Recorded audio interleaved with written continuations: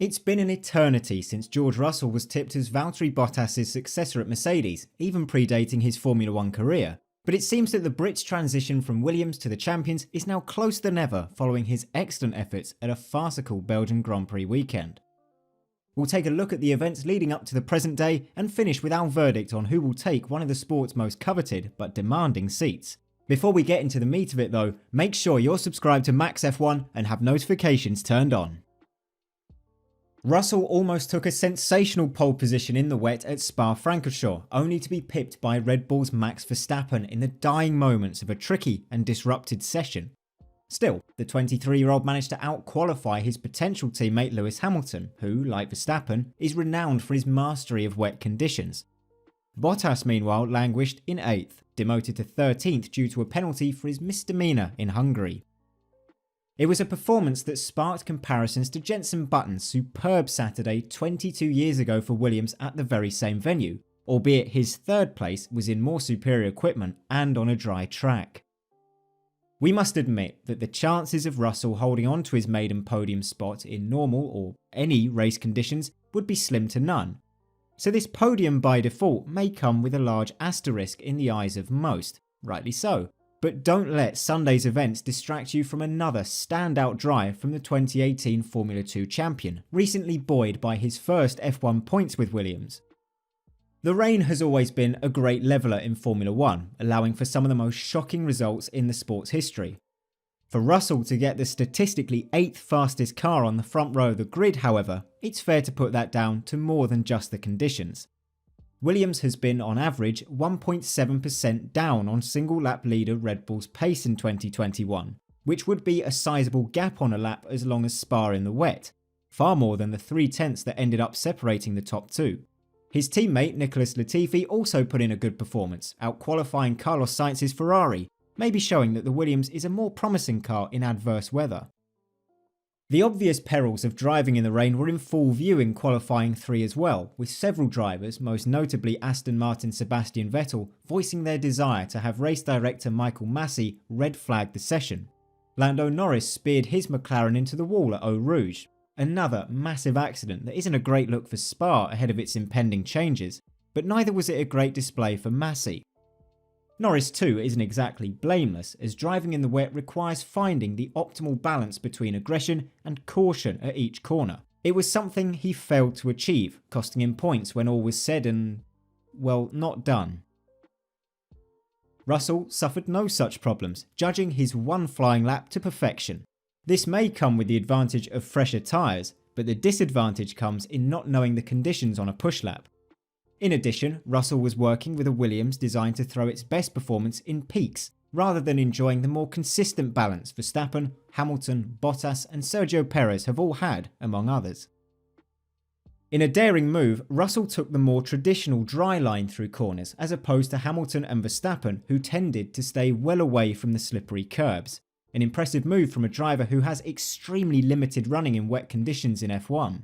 His control of the car was on full display at the bus stop chicane, going through the braking zone with both wheels locked up at points, but still managing to make both parts of a crucial section. Through the faster corners, he generally outperformed Hamilton in terms of commitment and minimum speed, and may have found the extra tenths needed for pole position with a bit more grunt from his Mercedes engine and a slightly less draggy chassis. The whole affair has effectively put the nail in Bottas's Mercedes coffin. While nothing is done in public, yet, Kimi Raikkonen's recently announced final goodbye to F1 opens up a spot at Alfa Romeo that is expected to be filled by his fellow Finn. It has to be said that the 32-year-old's performance in 2021 has been a mix of lacklustre pace and bad luck, but in a results business, the first point will be the main focus for attention. Just 6 podiums in 11 races, or 12 depending on what you define a race as, is a poor return for a Mercedes driver, and with the increasing presence of Verstappen at the top of the podium, the threat of a winless year looms large.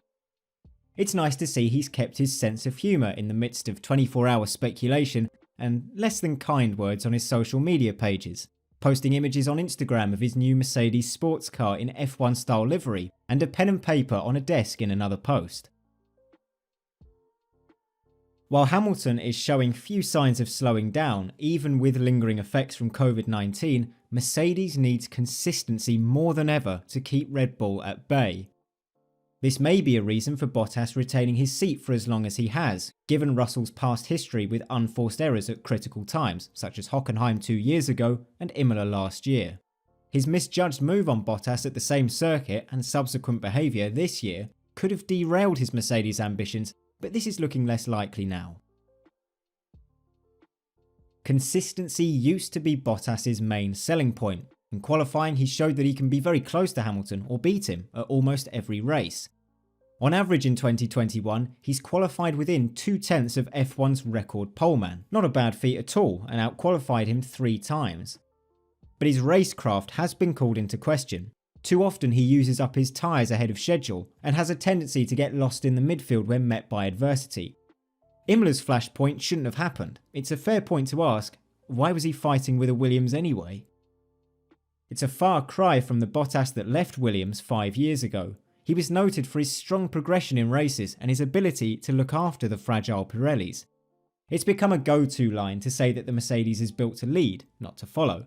But some of Hamilton's impressive comeback drives show that the performance is there and can be found. His pace in the wet is another trouble point. Stuck in the midfield in Imola and out after a matter of metres in Hungary, Bottas has struggled in wet conditions. Despite a slightly damaged car, his 6 spins in Turkey last year would have been too much even for Dead or Alive or Kylie Minogue. As mentioned earlier, Belgium was another underperformance in those conditions. He ended up almost 3 seconds off of the ultimate pace, losing tyre temperature in traffic at the end of his preparation lap. There's also been a direct comparison between the two in Sakir last season. Bottas managed to take pole, but lagged behind Russell in the race, bearing in mind that it was the Brits' first taste of the W11. Barring the pair's late drama, a comfortable 1-2 would have been the result, with Russell looking likely to hold on to his advantage and take a momentous first win. So there is an assurance for Toto Wolff. He knows that he's looking at a similar pace. The big issue with Russell's potential promotion is the man he'll be teammates with.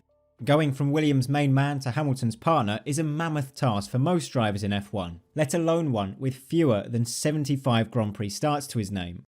Coming second best consistently is a mental challenge, and Bottas deserves praise for his mentality over the years, having been on the end of numerous, sometimes brutal, team orders.